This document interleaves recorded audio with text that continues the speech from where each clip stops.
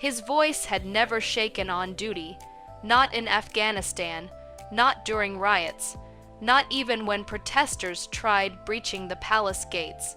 But today it cracked, because when Sergeant Rowan Hale asked Princess Charlotte, "Who did this to you?"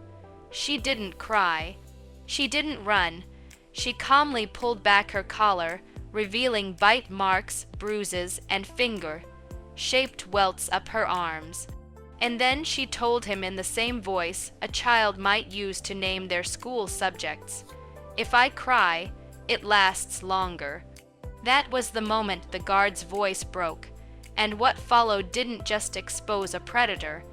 It shattered the illusion of safety inside Windsor Castle itself. But before we show you what Charlotte said next and how the Queen tried to erase it all, drop a comment telling us where in the world you're watching from. Tap like, smash subscribe, and make sure the bell icon is on. Because when a guard's voice shakes, it means the truth was worse than anyone expected.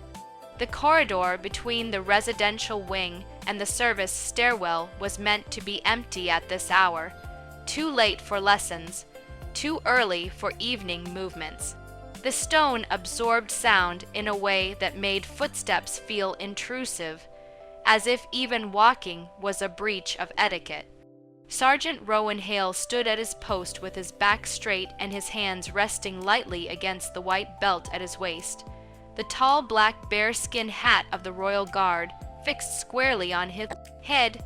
It was an unremarkable assignment, internal, quiet, the sort of place where nothing ever happened, and where vigilance existed mostly out of habit. Then Princess Charlotte stepped into view. She was alone. That alone was unusual enough to register. No aide, no tutor trailing behind with a folder tucked to the chest, no soft murmur of instruction or correction, just the small measured sound of her shoes against stone, slower than normal, as if she were counting each step. Rowan's posture did not change, but his attention sharpened. She wore a high-collared coat, buttoned fully despite the warmth of the interior wing. Her sleeves were pulled down past her hands, the cuffs bunching awkwardly at her fingers. Her shoulders were drawn in, not with shyness, but with tension held too tight, like a child bracing for impact that hadn't yet come. As she passed beneath the wall lantern, the light caught her face, and her jaw was clenched, not in anger, not in defiance, in endurance. Rowan noticed her breathing next. Shallow, careful, each inhale controlled, as though deeper breaths might hurt. When she lifted one hand to adjust the collar of her coat, her fingers trembled, not visibly, but enough that he saw the motion hesitate, then stop, then start again. She was trying not to touch something. "Good afternoon, Princess," he said, voice neutral, steady, exactly as protocol demanded. She startled just slightly, enough to confirm what his instincts were already telling him. "Good afternoon," she replied quickly. Too quickly. Her voice was clear, but thin around the edges as if stretched tight. She took another step and turned her head without thinking. The collar shifted. Rowan saw the marks. They were not faint. They were not ambiguous. Along the side of her neck, just below the jawline, were crescent-shaped impressions, deep enough to leave shadow even in the soft lantern light. They were not uniform, some darker, some already fading into yellowed bruising. Not a single incident, a sequence. Below them, barely visible where the coat had rubbed the skin raw, were scratches, thin lines parallel, some scabbed over, others newer, red against pale skin. Rowan's chest tightened. When Charlotte shifted again, the sleeve rode up just enough to reveal her upper arm. Finger-shaped bruises, not smudges, not accidental knocks, distinct pressure points. The spacing unmistakable to anyone who had ever restrained another human being. Grip marks. Rowan did not move. Training held him still, but recognition hit all at once, fast and brutal. Different stages of healing, repetition, escalation, force applied with intent. These were not playground injuries. These were not clumsiness. These were not mistakes. Charlotte noticed his gaze. Her eyes flicked down, then back up. She pulled her sleeve lower, tugged the collar higher, movements practiced enough to feel automatic. "I'm fine," she said at once, the words tumbling out before he had spoken. "I'm not hurt." The sentence landed wrong, too polished, too defensive. Rowan lowered his chin a fraction, not looming, not softening, just enough to meet her eye line without bending. "Are you certain, Mom?" he asked quietly. She nodded hard once, then again. "I just need to be better," she added, breath catching on the word need, as if it had been placed there by someone else. "That's all." Rowan felt something cold slide through his chest and settle there. Better. Children did not talk like that unless someone had taught them why they were failing. He said nothing more, not yet. He did not reach for his radio. He did not ask a question he could not take back. He simply stood where he was, a silent wall in scarlet and black, as the princess of the realm tried to make herself smaller inside her own skin. And in that still lamplit corridor, Rowan Hale understood something with terrifying clarity.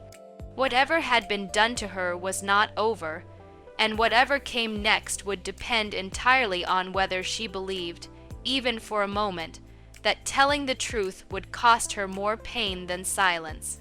Rowan Hale did not speak immediately. He had learned, long before Windsor, that silence could either calm a situation or crush it. This was not a moment to rush.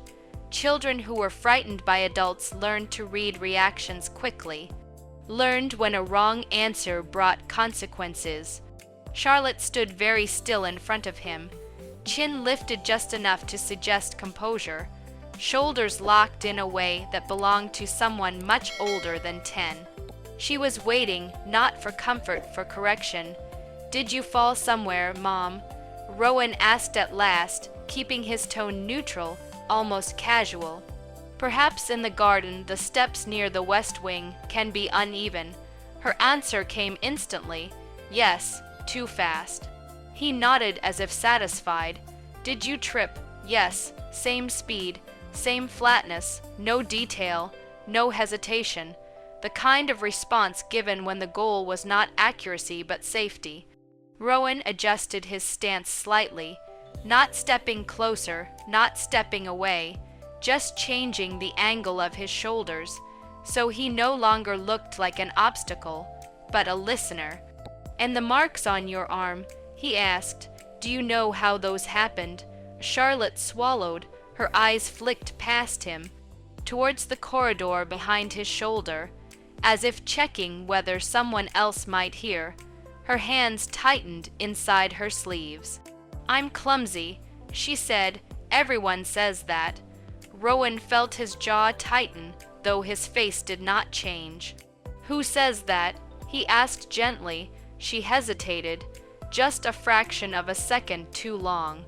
Then her expression shifted, not to fear, to stillness. Her shoulders locked, her gaze fixed on the stone just above his left shoulder. Her breathing slowed, measured, deliberate, like a child holding herself together from the inside. Rowan recognized it instantly. This was not reluctance. This was conditioning. "Charlotte," he said quietly, and for the first time his voice betrayed him, just a tremor at the edge of the word, barely audible but real. "Did someone tell you what to say if anyone asked about those marks?" Her lips parted, closed. Then she nodded once, small, precise, as if even the movement had to be approved. Rowan inhaled slowly through his nose. Steadying himself, he felt the tremor deepen in his chest. Not fear, not uncertainty, but the sickening certainty that this was worse than he had first thought. "What happens?" he asked carefully. "If you don't say the right thing?" Charlotte's fingers curled inside the fabric of her sleeves. Her shoulders drew in another inch. He gets angry, she whispered. Rowan's throat tightened. He kept his eyes on her face. Not the marks, not the damage, and what happens, he continued, voice lower now. When he gets angry, she hesitated again, this time longer. Her breath hitched once quickly, then steadied. When she spoke, it was barely above a whisper. Granny says anger is worse than pain. The words sat between them, heavy and immovable. Rowan felt something inside him fracture, not loudly, not dramatically, but with the quiet, irrevocable sound of something breaking beyond repair.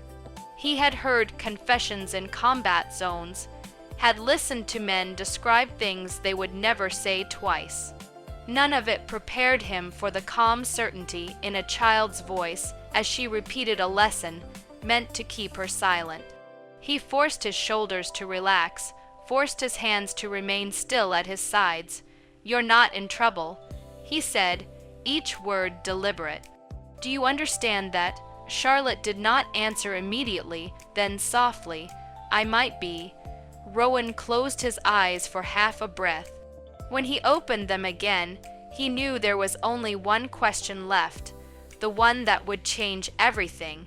The one he had not intended to ask so soon, the one no child should ever have to answer. His voice shook as he said it, not from uncertainty, from restraint. "Charlotte," he asked, "who did this to you?" Charlotte didn't answer right away. The question lingered in the corridor like smoke, visible, suffocating, impossible to ignore. Rowan hadn't moved. His voice still echoed faintly in his ears, the question he hadn't meant to ask so soon. "Who did this to you?" And now she was staring past him, not blinking, not speaking, as though a wrong word might crack the floor open beneath her. Then she took a small breath, too small, too shallow, and said the name, flat, quiet, emotionless. The guard did not react outwardly, but inside something recoiled. Not at the name, at how little weight it seemed to carry for her. No fear, no defiance, just a fact. He waited. Charlotte looked down at her feet. She shifted slightly, and the motion dislodged her sleeve just enough to expose one of the deeper scratches. She stared at it like it didn't belong to her. "He holds me," she said. Rowan remained still. She continued, "When I move too much, he bites." The words were plain, detached, like she was describing how a jacket fits or how a teacher marks papers. "If I try to wriggle, he scratches. Sometimes just my arm, sometimes my back." Rowan's fingers tightened inside his gloves, "But I'm supposed to sit still." She added quickly, "He says it teaches discipline." She didn't seem upset by the word, just uncertain whether she had learned enough of it. "If I cry, it lasts longer." Rowan's throat constricted. Charlotte looked up at him then. Her eyes weren't red. She wasn't trembling. But she spoke with the precision of someone trying very hard to say it exactly the way she'd been told not to. He said pain isn't bad, that it's like sandpaper. It makes the outside smoother. Rowan wanted to speak, anything to interrupt the cadence of those words, but he couldn't. She wasn't finished. "There are rules," she went on, almost as if reciting. "Don't make noise, don't pull away, don't tell staff, don't flinch, don't use names when talking to anyone else." She looked at him again, expression unreadable. "I'm still bad at the last one." He couldn't answer. His mouth had gone dry. "He told me if I do everything right, it won't have to happen as much. But if I ruin it by being silly or childish, I'll have to start all over again. And sometimes that means—" She paused, eyes flicking upward toward the corridor ceiling, being alone for a while in the linen closet with the lock on.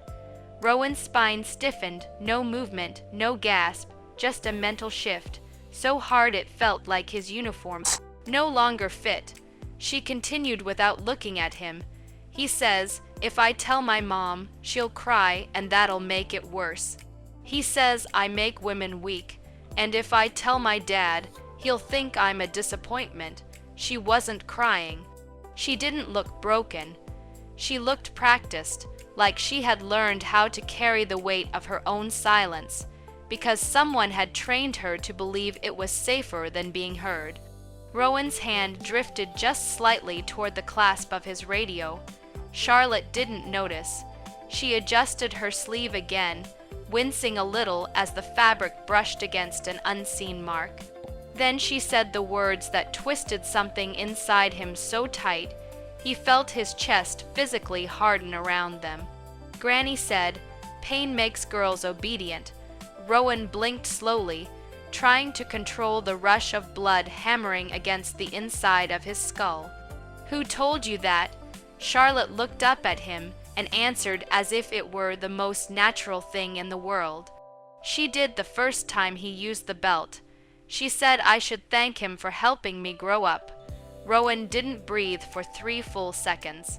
Charlotte stood very still, then tilted her head slightly, considering something. "Am I bad for not learning fast enough?" she asked, genuinely uncertain.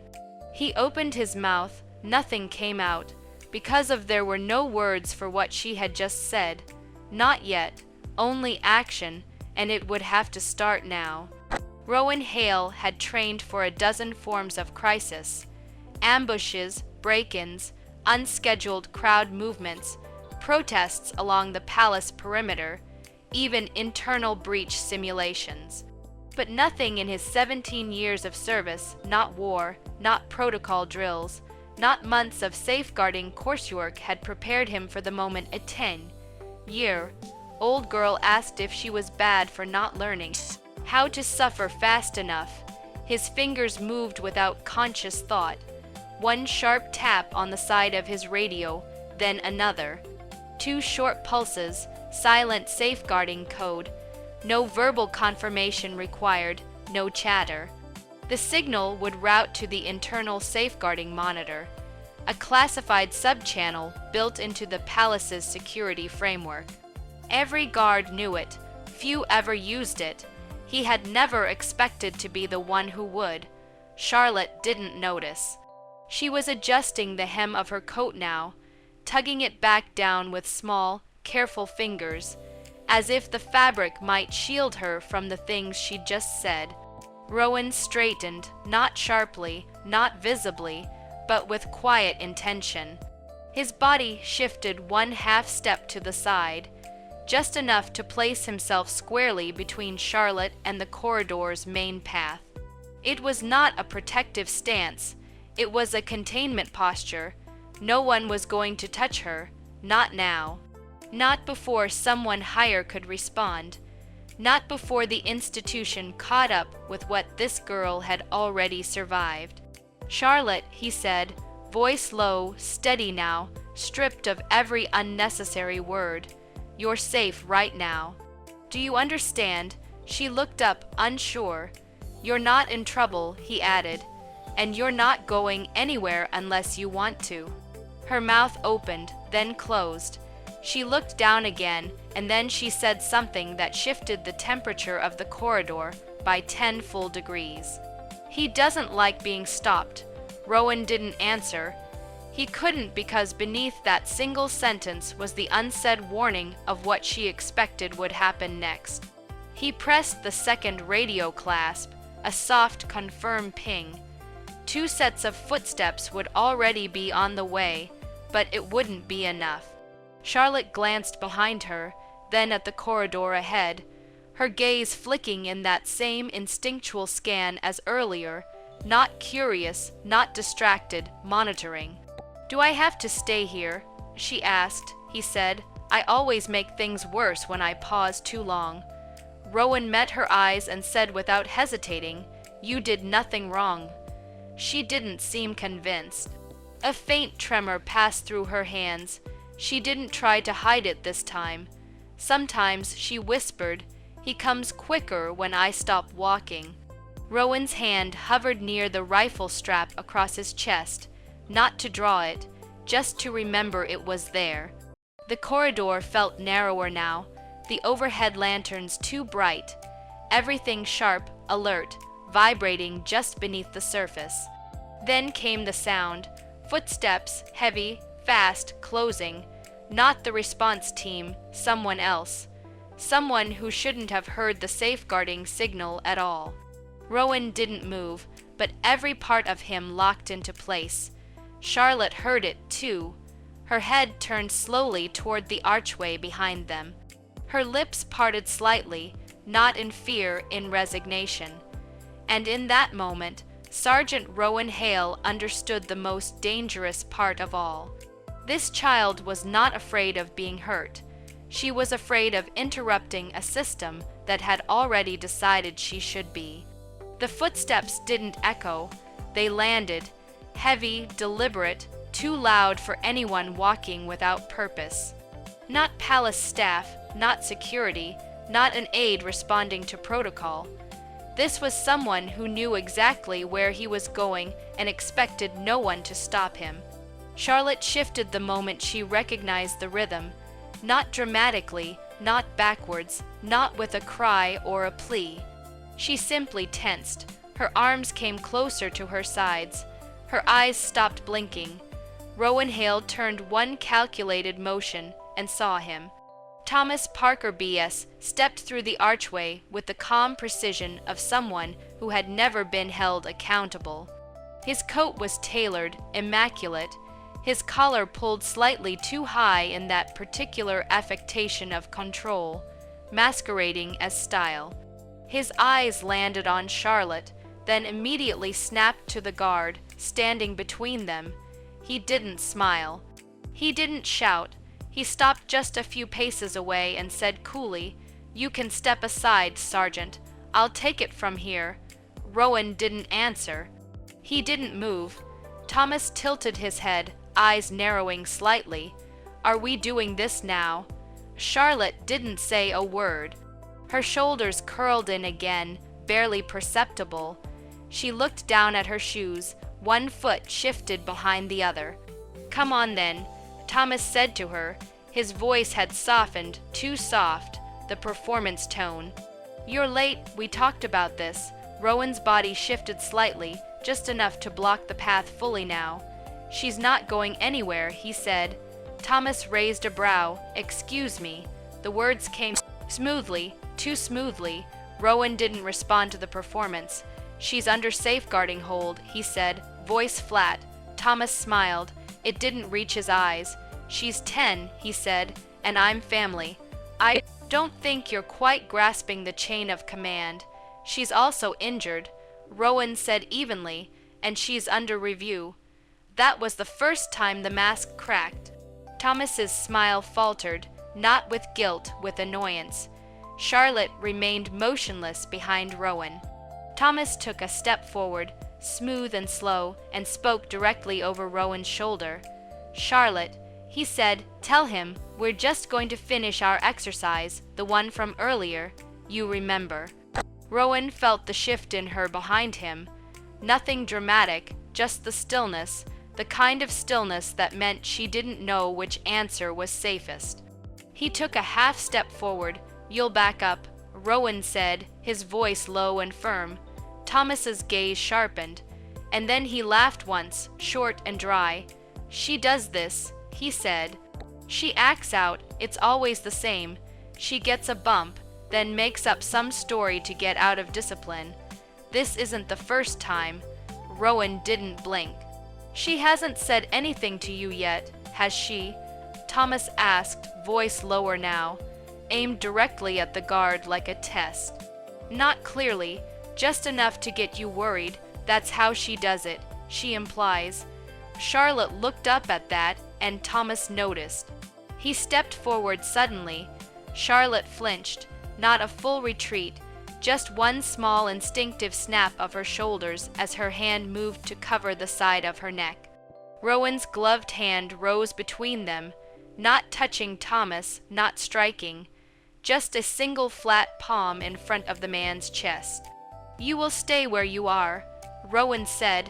Thomas's eyes flared. "Get your hand down." Rowan's voice didn't rise. "No." Behind him, Charlotte whispered something. Rowan didn't hear it at first. He turned slightly. "Mom," she looked up at him. Her voice was barely audible. "He said I'd ruin everything if I paused again." Thomas exhaled loudly, half laughing. Now she's trying to manipulate protocol. Brilliant. Charlotte's hand clutched the fabric at her chest. Then Thomas said something that snapped Rowan's restraint in half. "She's lying again, like always." That word again landed with a cold finality. Rowan's jaw locked. He stepped forward one full pace now, his boots firm on the stone. "She's not going anywhere with you," he said, his voice shaking. Not from fear, but from the exact opposite, from fury so tightly compressed it had no place to go. Thomas's smile vanished entirely. He reached for Charlotte's wrist, hard, quick, confident. But Rowan was faster. His arm intercepted, not violently, not even forcefully, just final. A single redirecting motion that caught the man's hand midair and broke the path of movement like a snapped string. Thomas staggered back half a step, eyes wide. "You're dismissed," Rowan said. Thomas stared at him, breathing hard. Then his voice dropped low and venomous. "You have no idea what you're doing." Rowan met his eyes. "On the contrary," he said, "I know exactly what I'm doing." Behind him, Charlotte let out one quiet breath. It wasn't relief, it was confusion. She had expected no one to stop him. For a moment, Thomas Parker B.S. just stood there, frozen mid-rove from the guard's quiet, physical refusal. His hand hovered at his side like he hadn't decided whether to reach again. Rowan Hale didn't care what he decided. He stood square, posture locked, breath measured, eyes forward, but the muscles in his arms were coiled now. His heart was hammering against the inside of his ribs, not from adrenaline, but from the knowledge that he had just crossed a line most guards would never approach. He had broken protocol. He had stopped a senior family member from taking a royal child by force. He had made a choice, and Charlotte was still behind him. He didn't need to look to know she hadn't moved. He could feel it, stillness like ice, presence like glass. Her silence now didn't feel like training, it felt like shock. Thomas straightened his jacket, slow and theatrical. "You've just committed career suicide, Pi," he said calmly. "Man, congratulations." Rowan didn't answer. Instead, he raised his radio again, this time deliberately, and pressed the side clasp for an open verbal transmission. "Sergeant Hale, safeguarding alert, suspected minor coercion and attempted removal. Internal corridor. Immediate response requested." There was a short pause, then received. 2 officers en route, 2 minutes. Thomas heard it. His nostrils flared. "You absolute idiot." Charlotte's voice came then, not loud, not breaking, but painfully plain. He said, "If I talk, it'll be worse next time." Rowan turned his head just enough to see her. Her eyes were wide. She hadn't meant to say it aloud. She looked stunned by her own words, as if they had escaped her mouth before she could lock them down again. But now the corridor had heard her, and that silence that followed, it wasn't awkward, it was total. Thomas stepped forward too fast. Rowan saw it before it happened. He didn't shout, didn't warn, he just moved. His arm came up in a clean, professional intercept, blocking Thomas mid-lunge with a forearm across the chest. Not violent, not aggressive, but absolute. Thomas stumbled backward, livid. "You've lost your bloody mind." Rowan didn't answer. His voice was too busy shaking because every word Charlotte had said, every line, every description, every trained response, it had built to that single sentence. He said, "If I talk, it'll be worse next time." That was no longer theory, that was threat. Thomas surged forward again, this time more recklessly, hand outstretched towards Charlotte.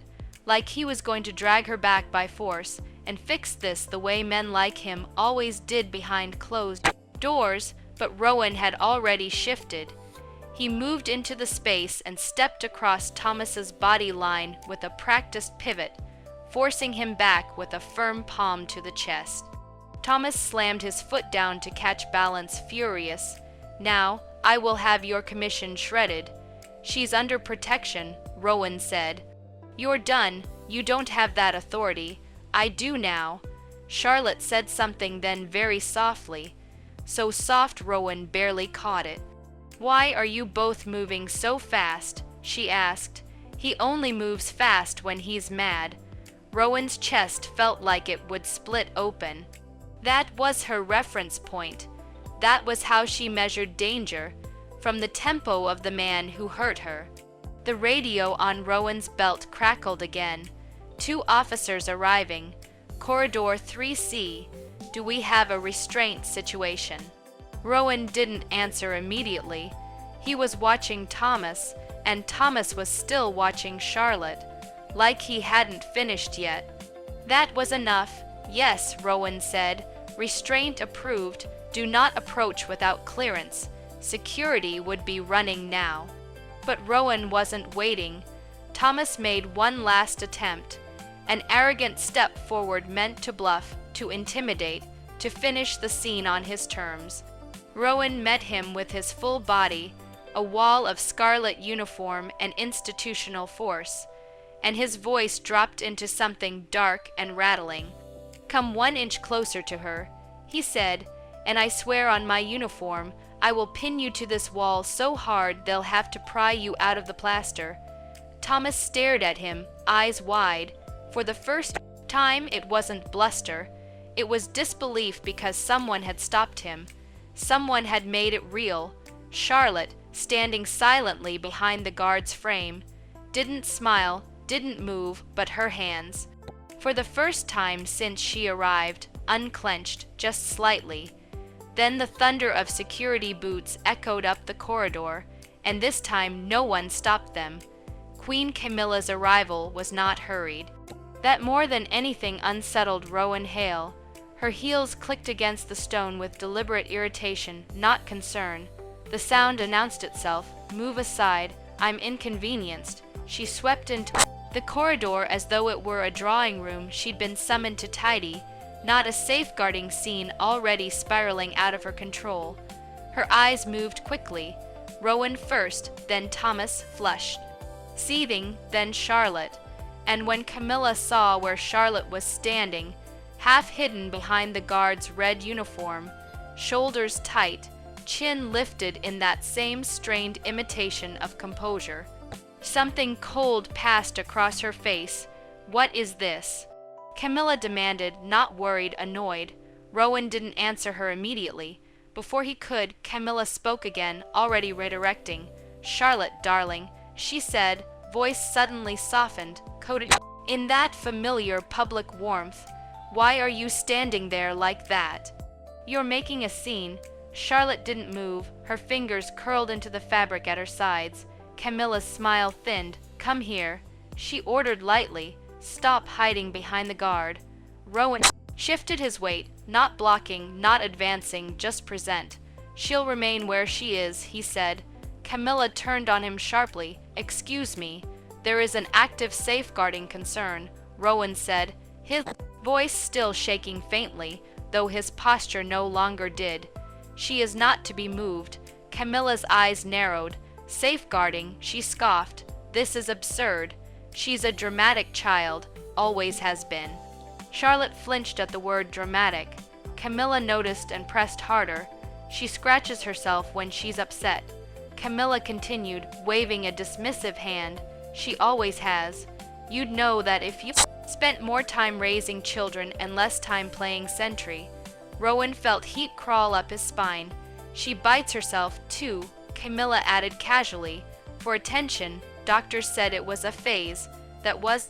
The moment Charlotte broke, not loudly, not explosively. Her knees locked, her breath went shallow, and her voice, when it came, was so quiet it almost vanished into the stone. "She told me no one would believe me. The words barely traveled 3 ft, but they landed like a detonation. Rowan's jaw tightened so hard he felt pain along the hinge. Camilla froze just for a heartbeat. Then she recovered.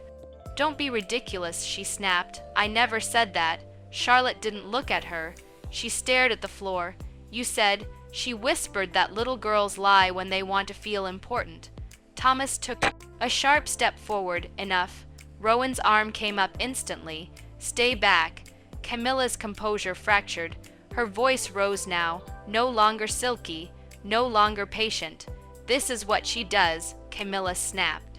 "She manipulates adults against each other. She ruins rooms, she ruins plans, she ruins people." Each word was a blade. Charlotte's shoulders began to shake, not with sobs, but with the effort of holding them in. "I didn't mean to," she whispered.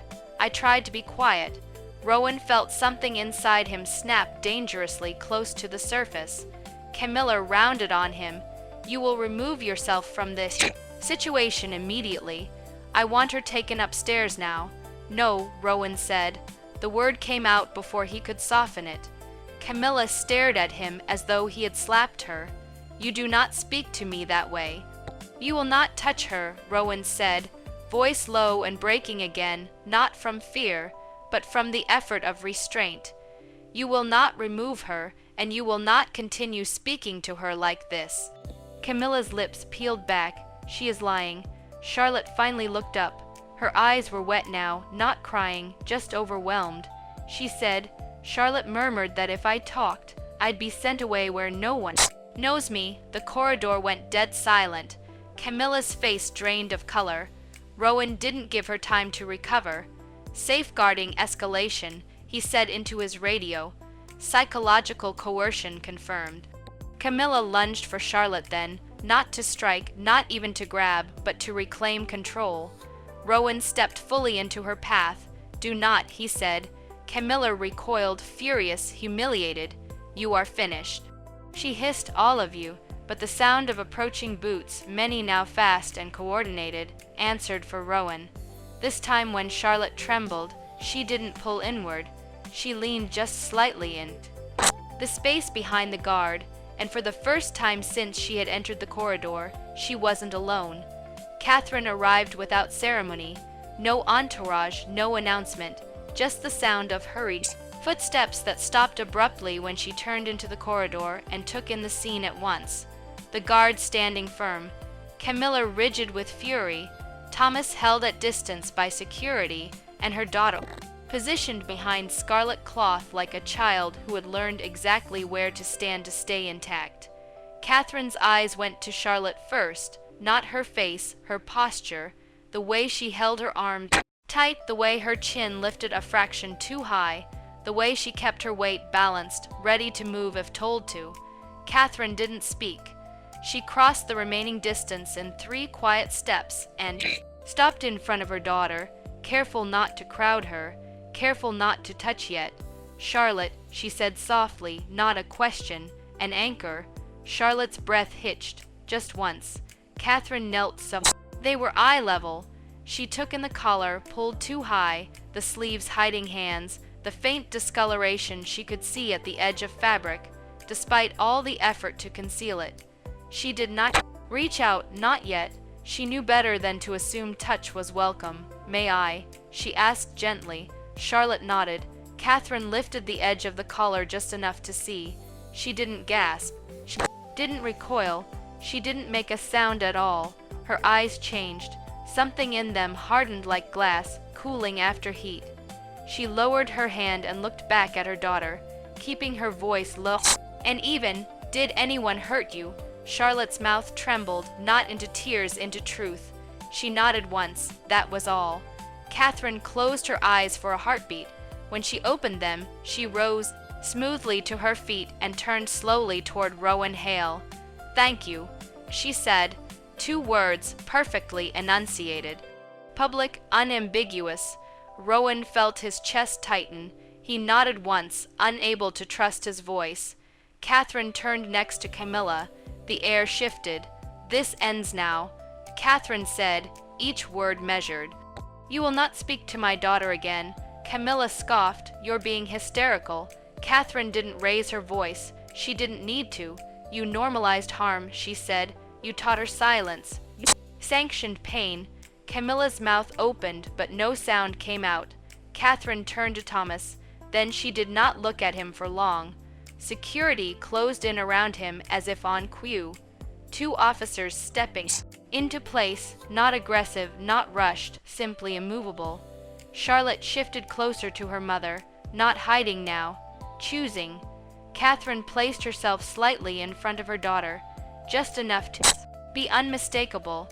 She stays with me, Catherine said. Immediately, Rowan heard the radio's crackle. Orders relayed, doors opening elsewhere in the palace, systems aligning.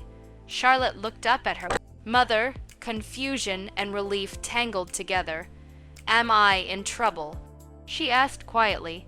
Catherine's hand found hers at last, gentle, steady. No, she said, you're protected. Charlotte leaned into her then, not collapsing, not sobbing, just resting like someone who had been holding a weight too long and finally found a place to set it down. Behind them, security fully surrounded Thomas. Ahead of them, the corridor opened and Rowan Hale stood exactly where he was, pale beneath the brim of his bare skin, knowing with absolute certainty that whatever came next, investigations, inquiries, consequences, this was the moment that mattered. The moment a child was believed, the moment Prince William entered the corridor, everything stilled. No trumpet, no aid, no ceremony. Just the cold precision of his boots against the stone floor, and a silence that folded in around him like the air knew what was about to happen. He was still in his day coat, gloves half on. His walk was fast, not rushed, direct, purposeful. His eyes scanned everything at once and landed exactly where they needed to. Charlotte, not Camilla, not Thomas, Charlotte, and he saw it instantly. The child clinging to her mother's hand like it was the only thing tethering her to the floor, the red marks half hidden under her collar, the royal guard standing like a stone wall between her and danger. William didn't blink. Report, he said. His voice was low, strained, controlled in a way that only people who had spent hours not screaming could manage. Rowan answered without ceremony. Safeguarding breach confirmed, he said. Minor injured, repeated marks consistent with force and restraint, alleged coercion, threats, physical conditioning. Accused Thomas Parker B.S., facilitator, Queen Camilla. He didn't say it loudly. He didn't need to. The walls of Windsor carried the weight for him. William's jaw flexed once sharply. He turned to Charlotte next, not kneeling, not crowding, just lowering his gaze so he could speak straight. Sweetheart, he said softly, did he hurt you? Charlotte hesitated, then nodded. No drama, just truth.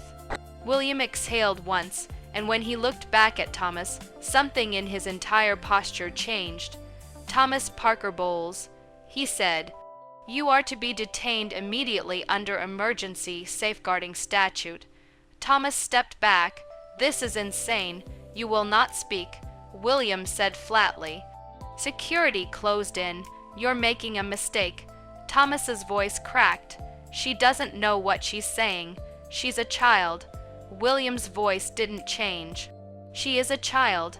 That's exactly why she will be protected from you. Camilla surged forward. You don't have the right. I have the duty, William said without even turning. And as of this moment, you are barred from all access to Princess Charlotte. Camilla went pale. Until a full inquiry is completed, he continued, you will remain under internal isolation. You will not enter the residential wing. You will not speak to the child. You will not contact staff. Camilla shook her head like someone waking from a dream that wasn't supposed to end like this. No, she breathed. This is being twisted. William raised a single hand. It silenced her better than any shout could have. I trusted you, he said. My daughter trusted you. Charlotte was watching now, not confused, not scared, just watching. And Camilla couldn't meet her eyes. Security moved.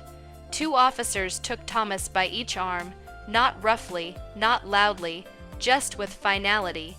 He tried to twist out of their grip once, then stopped when he saw the 3rd officer already stepping into his path.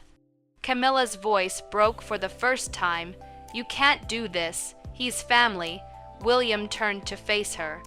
"And she is our child." He didn't wait for a reply. He turned back to Catherine and held out a hand, protective, not performative. "Bring her." Catherine didn't hesitate.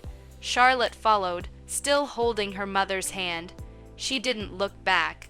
Thomas shouted something behind them, but it was cut off by the weight of closing footsteps. Security took him down the corridor he used to walk without question. Camilla didn't follow. She didn't speak again. She just stood there surrounded by protocol and silence as the institution she had counted on finally pulled the floor out from under her. And the guard Rowan Hale didn't move. He simply returned to his post, because until the corridor was empty, until the child was out of reach, his duty wasn't done. The corridor emptied slowly, not with haste, not with relief, with finality. Camilla was gone, flanked by security, voice swallowed somewhere between the hall and humiliation. Thomas had been taken in the opposite direction, arms restrained, footsteps trailed by silence far louder than his protests, and still the guard didn't move. Sergeant Rowan Hale stood exactly where he had been positioned from the first moment Charlotte appeared, just a few paces from the corridor arch, one gloved hand resting near the strap across his chest, boots fixed to the stone, like the job of protection had only just begun. Charlotte paused, not by command, not out of confusions, just uncertainty. She looked up at her mother. Catherine gave a nod of reassurance. Then Charlotte turned to the guard. Her eyes weren't red. She hadn't cried. She had simply spoken, and now everything she'd known as safe had been removed in the span of a few minutes. Her voice was soft when she asked, "Will they be angry later?" Rowan couldn't answer. His voice wasn't ready. Catherine crouched beside her, brushing back a lock of hair near her daughter's temple. "No, sweetheart," she said. "They're not angry. You were brave." Charlotte's eyes flicked to Rowan again. He stood silent, motionless, but something in his face beneath the brim of that tall black bear skin shifted. Just enough, a flicker of something rare. Not sympathy, not comfort, recognition. Charlotte blinked once, then quietly. "Thank you for listening." Rowan didn't speak. He dipped his head once, sharp, controlled, absolute. It was all he could manage. Catherine placed her hand gently on her daughter's back. Together they walked past him, Charlotte's hand now gripping her mother's fingers like a rope through open sea. They disappeared into the inner corridor, footsteps absorbed by the stone, and the guard, he returned to stillness. Because protection doesn't end with noise. Sometimes it ends in silence. With a child finally believed, and the man who stood between her and the world unable to speak because his voice was still shaking. Would you have stepped in as fast as Sergeant Hale did? How many children stay silent because someone convinced them no one would believe them? Drop your thoughts in the comments. I read every single one. If this story moved you, tap like, hit subscribe, and make sure the bell icon is turned on so you don't miss what we bring tomorrow. Then share this video with someone who believes that silence should never protect power. Your next Royal Guard videos should be appearing on screen now. Pick one and I'll see you tomorrow at the same time with a brand new